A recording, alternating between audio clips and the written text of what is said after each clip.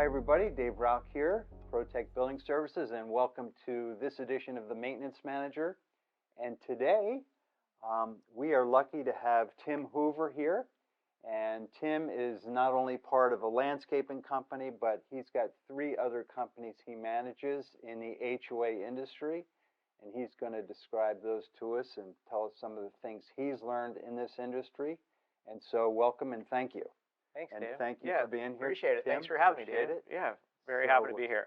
So you want to tell us first a little bit about the landscaping company and where and Sure, who I think and how you fit in and the landscape business started back in the day with my dad and was born into the HOA space, and so I've been in the industry for a while, and it's been really the catalyst to everything else that I've created, and I've really taken a big step back from being involved in that business to really focus on the other companies that I've been building over the past 7 to 10 years. So we've, it was really my birthplace for the ideas that we're working towards, and it gave me a big perspective on some of the economical factors in the industry and really the catalyst for the solutions that we've built. So you grew up in the HOA industry. I did, yeah. We grew up in the industry. I used to hear my dad on board meetings and having conversations with clients and going to jobs with them and understanding the employee side. And so, yeah, I've had I was really born into the HOA specific space and had I believe it's a fantastic industry, and I believe in it. I think it's a great industry. Yep, and you are married to Camille. I am. I'm married. 2 daughters. I do. I've got 2 beautiful girls. I married up. My wife's from San Diego, and she's a marriage and family therapist. And all of our wives on my brother's side all have master's degrees, so we all married smarter women than us. So. And I did the same. My wife is younger than me, and she was worked in a doctor's office, so she can take care of me.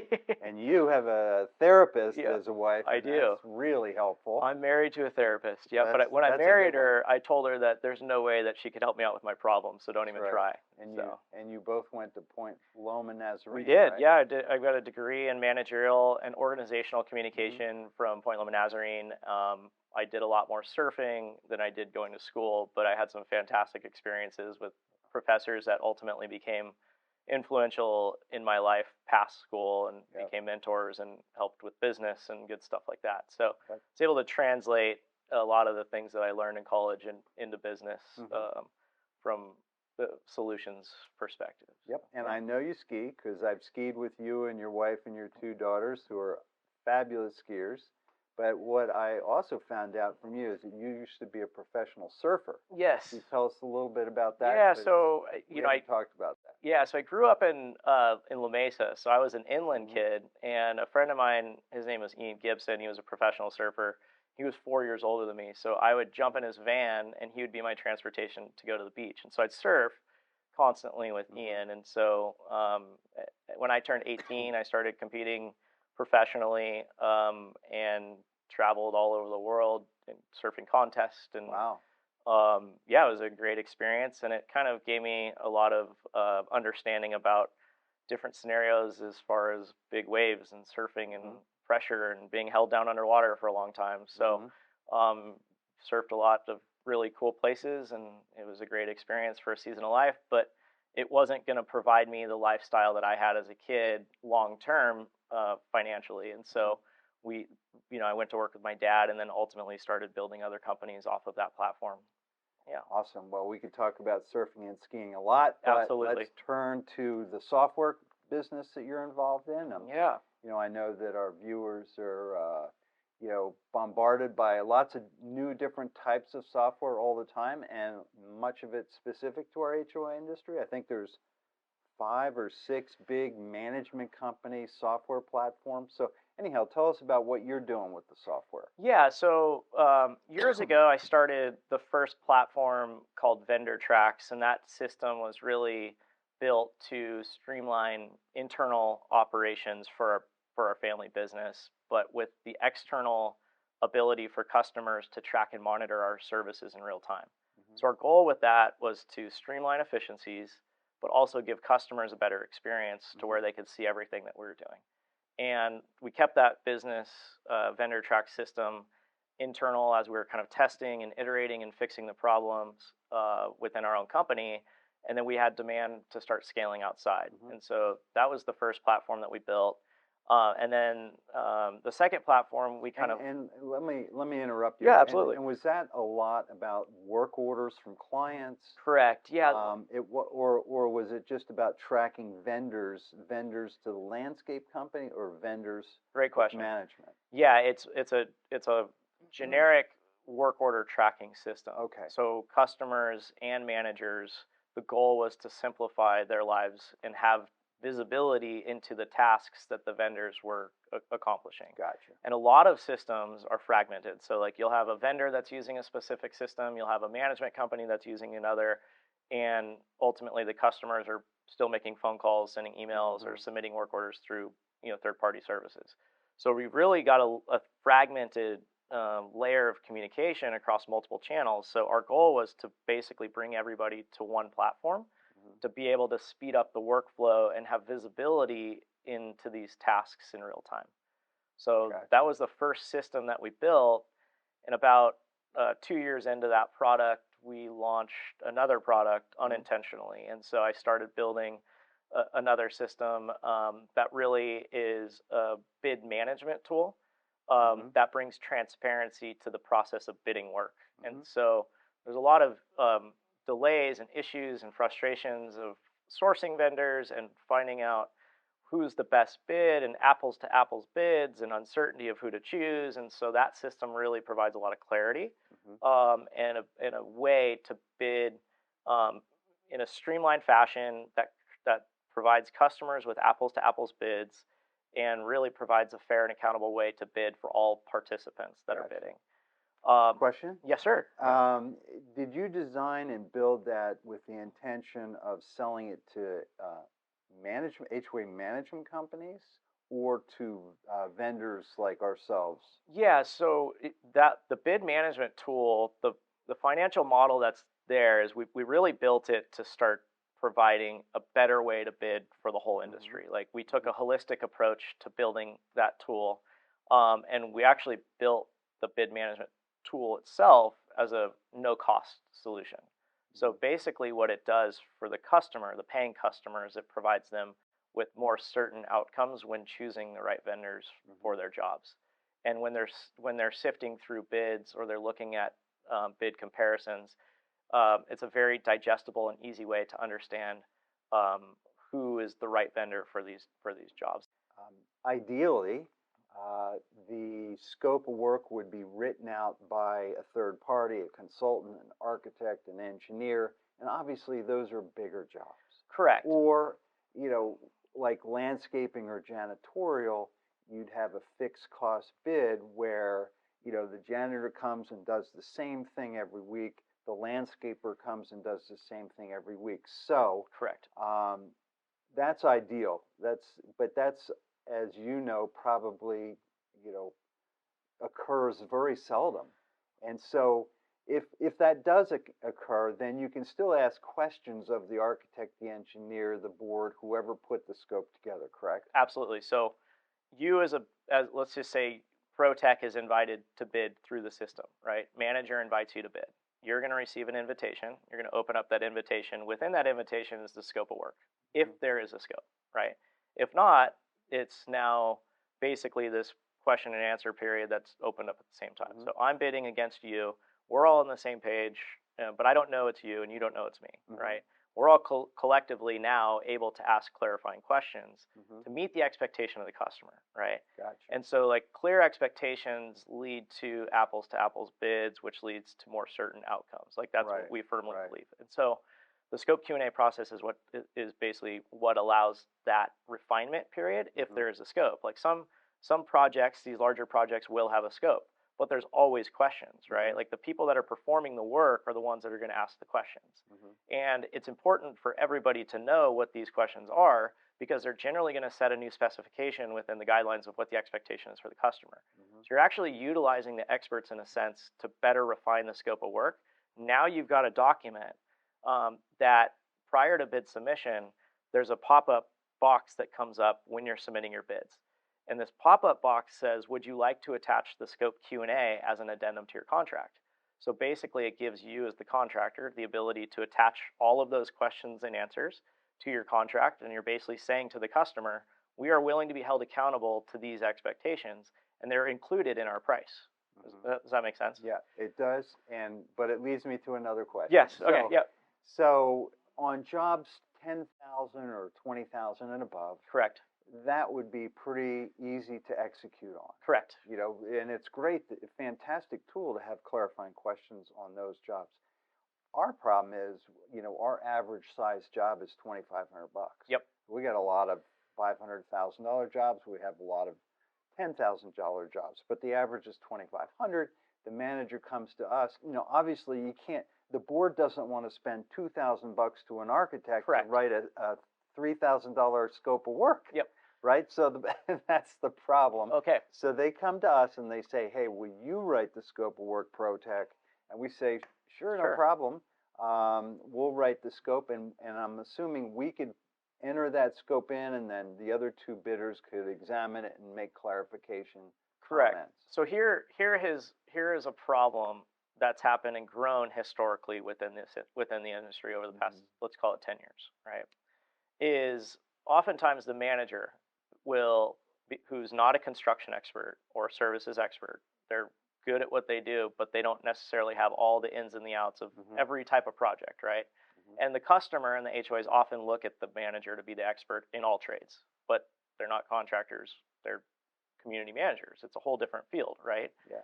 And so a lot of these managers feel this pressure to essentially write the scope of work, but in a false expectation that that's their job, but it's not their job, right? And they'll come to ProTech and they'll say, so the manager will come to ProTech and they'll say, hey, look, we'd like for you to bid on this job, right? Not write the spec. We want you to just bid. And your bid may be submitted to the manager, and that manager may take that bid and use that as the spec.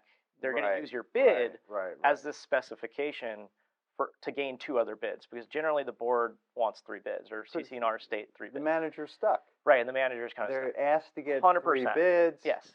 So they're in this tough spot, right? Yeah. And so it actually, for us, so to answer the question is, a lot of contractors and a lot of vendors will go to the management companies and they'll say, hey, we'll write the scope of work for this job for you. And that's usually a way to potentially get that job downstream, right? You're basically saying, hey, manager, we'll write the scope, and you can use our scope, take it to bid, but you've already kind of developed the relationship with the manager. But the problem with that concept, and it's becoming a bigger problem, is what if that scope was poorly defined from the beginning? Or what if you have, as a contractor, an incentive that you're possibly leaving out, right? You're leaving out an item that should be included in the scope, but you're leaving it out because you want to possibly get a change order in the future, right? So if the scope is intentionally poorly defined or unintentionally poorly defined, and it's not fully spec'd out, and everybody subsequently is bidding to that scope, what's going to happen? Yeah. You're going to get poorly executed bids. Yeah. And the customer can then, they don't have no expectation of this other than they're going to get hit with change orders. Yep. And then what's the problem that happens with that is trust goes out the window. Right. And then everybody is kind of in this crazy cycle together of property managers looked at as the person that wrote the scope or brought the scope to the table. ProTech didn't do a good enough job on the job, and the customer is frustrated because, so then everybody loses, right? Which highlights another big issue Yes. in the industry. Actually, a dirty little secret is on big jobs, 50,000 and above. It's very common for general contractors, paper contractors without staff, to low bid the job knowing that they're going to change order that HOA to death. Sure. And so how does your system prevent that? Or I don't know if Yeah. it can prevent it, because a lot of things in wooden structures are hidden from view. 100%. And rightfully, that change order rightfully has to be made. Okay, so you may or may not know this, but I'm also a licensed general contractor. I know. I think I've mentioned that to you. So, and I come from a line of contractors. My wife's father is a developer.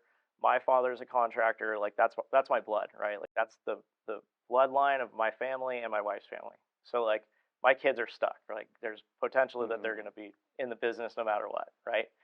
And so my experience as a general contractor is there are always unforeseen conditions, right? Let's just say it's a roofing project, and you go and you rip off the roof tiles, and the underlayment's completely shot, and that roofer didn't bid for underlayment. That's a completely fair change order, in my opinion. It's an unforeseen condition. You know that there's going to be there's a likelihood that there's going to be issues, but you're not accounting for that in your bid, right? Nobody can see it. Fair. Customer needs to understand that's fair, right? But as far as the intention of not understanding, or that there are a lot of foreseen conditions that we're seeing in bidding across the spectrum, from roofers, asphalt, plumbing, janitors, landscape, doesn't really matter, service-based contracts or one-off projects, that there are foreseen conditions that people are basically brushing by, and they're intentionally missing them, right? This is what we're seeing this often. And within this is you've got people now that are basically underbidding to get their foot in the door, knowing that they're going to make up that lost revenue with change orders, right? And it's a game that's being played in the industry, and what's happening as a result. Let's talk specifically to maintenance contracts.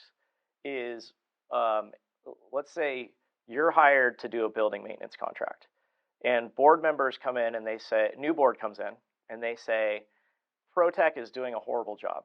We need to go out to bid. This happens all the time, right? They're going to go out to bid, and they're going to go, there's already a budget that's been set for your services for that previous year. So now there's a clearly defined budget, and now they're going to go out, the HOA is going to go out to bid. Basically, if that information is known of what the existing budget is, then all of these bidders are going to potentially come in right around that budget, right? Sure. But what if that budget isn't the correct budget? What if that budget is possibly too low? Or what if over a 10-year period, competition has constantly driven down that budget, and the property is now falling apart, and everybody's looking at this place and saying, hey, we're falling apart, but our contract's too high? It really comes down to a customer expectation and understanding what exactly do you want? Like, what type of service do you want? Do you want the Ferrari? Do you want the Toyota? Do you want the Mercedes? The technology, the core piece of the technology, there's two features. It's the scope Q&A process. After bids are submitted, the system digitally seals bids until all bids are submitted or a deadline expires.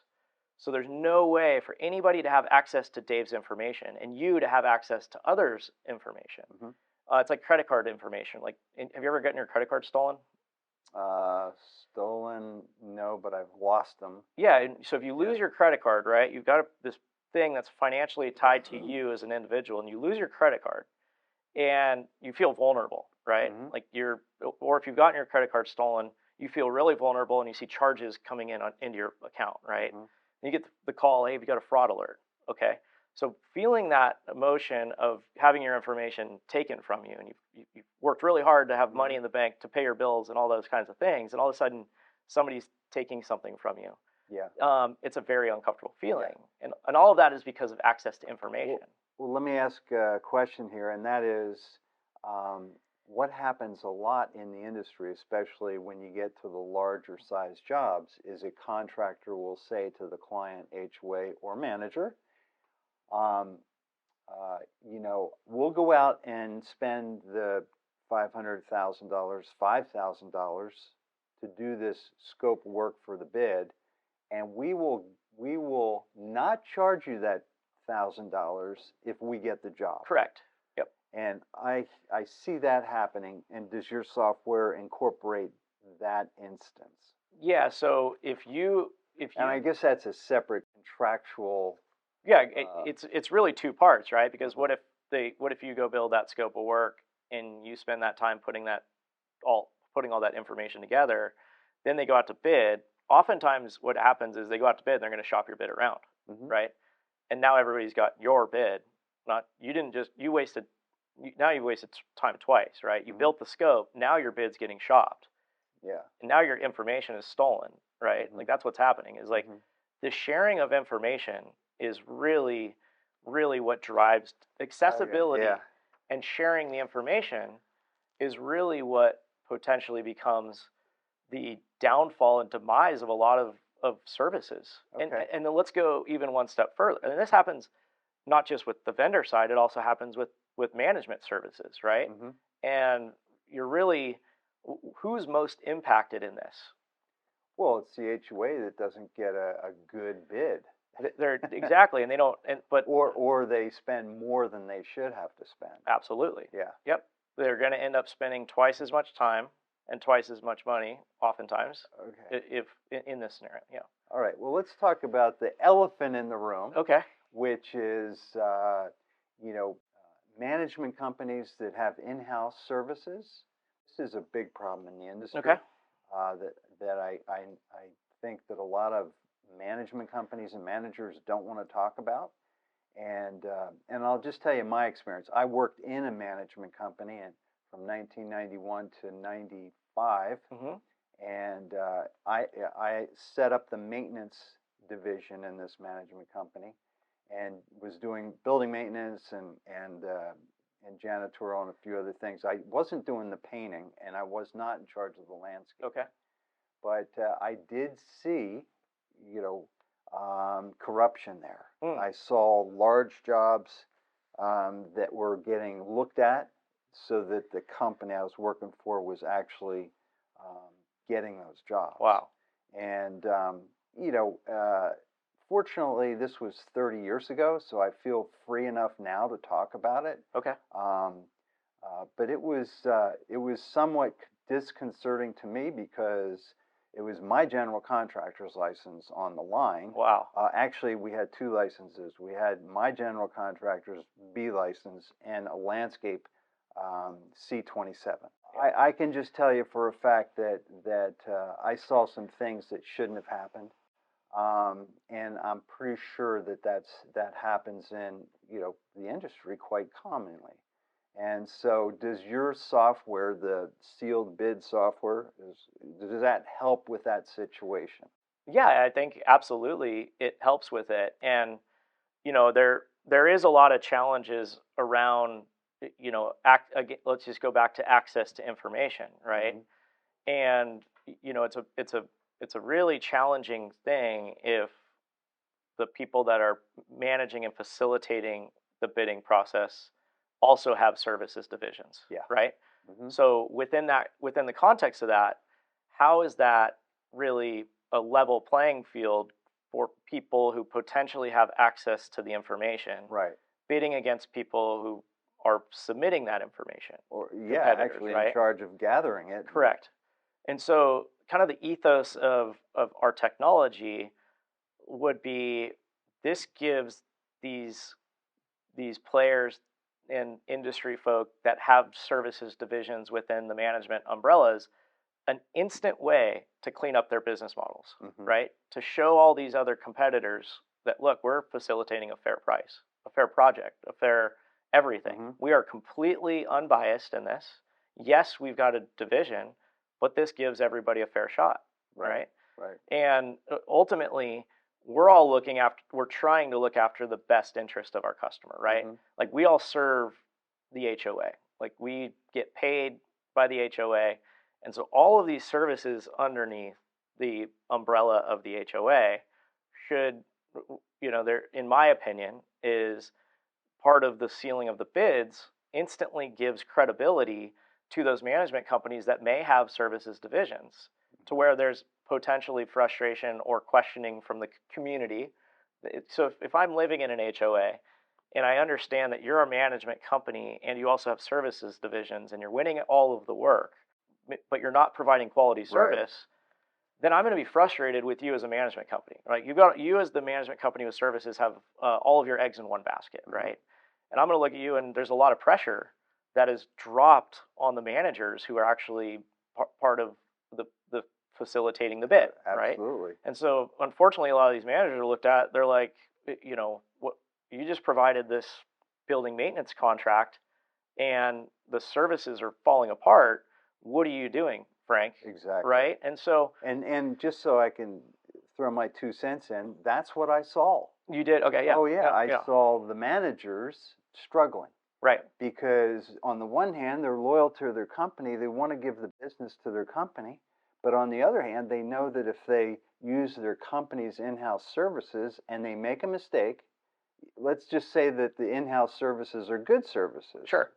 professional, licensed, insured, and good quality guys. Right. Uh, but still, if they make a mistake, Sure. then It falls on the shoulder of the manager, it falls on that management company and that manager's shoulders Correct. for any mistake they make. And that was one of the big problems I saw. Yeah, and I think, I was actually talking to a gentleman yesterday who works for a management company in the industry who offers services divisions, and he had no idea what I was working on, right? Like he had no idea about the technology, and I just said, "Hey, how you doing?" He's just like, "I'm struggling, right? Like I'm struggling to find good vendors. I'm struggling with the services. The board's looking at us like, we're Yeah. wasting all this time and energy Yep, hiring these yep, contractors that are not professional." Yep. And so, how do we all, my goal is bringing everybody together to elevate the quality of service in the industry, right? Like the services in the industry have declined. Do you agree? Oh, well, I don't have the perspective that a manager would have. Correct. But as a I vendor, do, vendor perspective. well, yes. I mean, I see companies being rolled up. I see vendors having struggles. Like we had tremendous struggles the last 3 years hiring good quality technicians, plumbers, building engineers, and janitors. Very hard. Right. Everybody's having that problem. And I'm assuming that management companies have that same problem. Absolutely. That was one of my big problems in the management when I worked inside a management company is finding good quality people. And I did find a few, but it's even harder. Right. Because you're constrained by the number of HOAs you manage. Yep. You can only serve those HOAs. I know this is your interview, but can I ask you? I want to ask you a question. Of course. Over the past, let's just call it 20 years, have you seen as far as the okay, look, let me take a step back. So you've got let's call it a $500 million asset, right, in an HOA, right? You're talking the whole infrastructure is a $500 million asset. One HOA. One HOA, right? And you've got somebody who just graduated from college, maybe, and that person is responsible for managing 6 $500 million assets. Do you think that person is capable, fresh off the boat of college, maybe even not out of college, of managing $3 billion worth of assets, financial, like budgets, vendors, well, financials? Obviously not. No, I mean that's impossible. Now, if you bring the numbers down and you're looking at, say, putting a new green manager managing 8 HOAs that are, say, valued at what, 50 million each. Okay. Yeah, they can learn how to do it if they have a good mentor, somebody in the management company, a supervisor who's overseeing what they do, which is usually how it works. Yeah, I mean that's the ecosystem we're now left with. Right. Is that it's not just vendors that have problems finding employees, good employees, trained employees, experienced employees. It's management companies too. 100%. And so, but if they have good systems in place, they can do okay. Absolutely, and that's part of our goal, right? Is like to develop systems to make managers' lives easier across the board, right? And when you look at the responsibilities of a manager and what they have to do day to day, there's a lot of demand. Like a lot of these folks are overworked and underpaid, right? Right. And so you're seeing a mass exodus within the industry of managers leaving, and then quality of new managers coming in. They're not to blame. They're just young, and that's the salary that $50,000 to $100,000 max salary that they're working off of, and that's who you have the accessibility to hire. Similar to us, right? Like when you're looking at the labor pool, and you're looking at the pool of accessibility to good labor, skilled labor, it's really shrunk, right? And where are those people going? They're going to places where they could find other labor opportunities in different industries, and maybe HOA manager is moving to the commercial sector, or an HOA manager is fully leaving the industry, right? But the accessibility to people to do these jobs is really challenging, and there's a negative compounding effect. When you talk about the economics of the industry, there's a negative compounding effect that is limiting the pool of people and the limitations on how much you can pay them to really drive higher quality services, right? I couldn't agree more. That's the issue, is that portfolio managers especially aren't paid real well.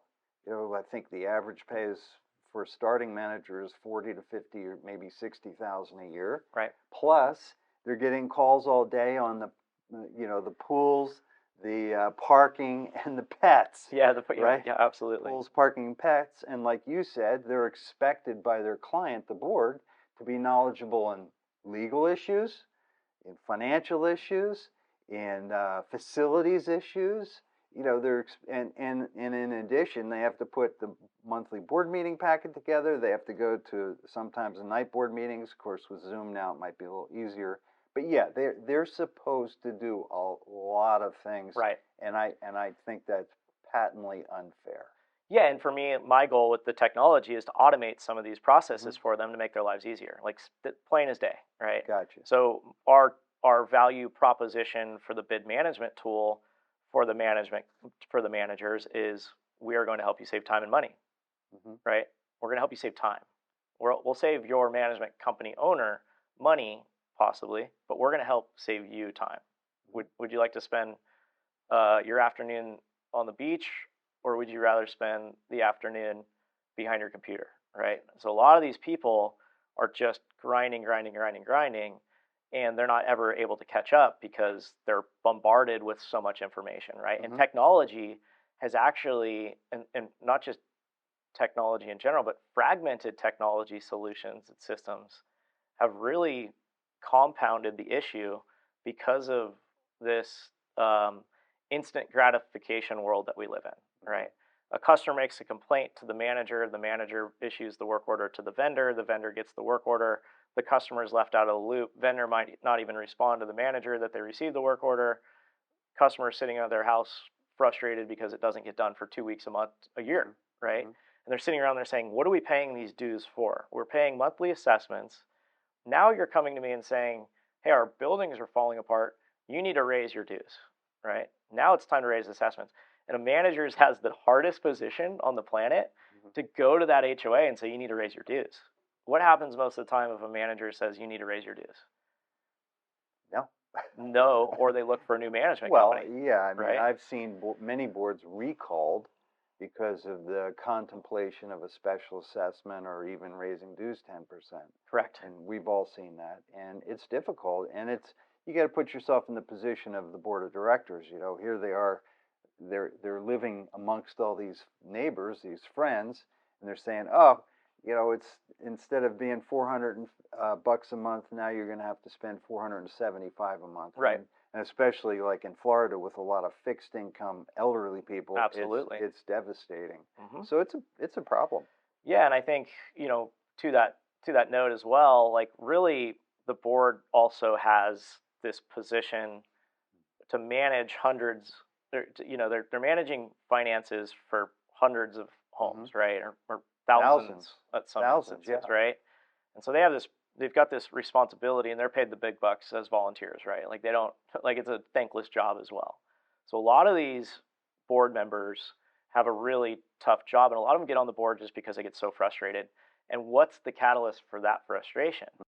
It's lack of transparency in spending, right? Or mistrust of how funds are being appropriated to the HOA.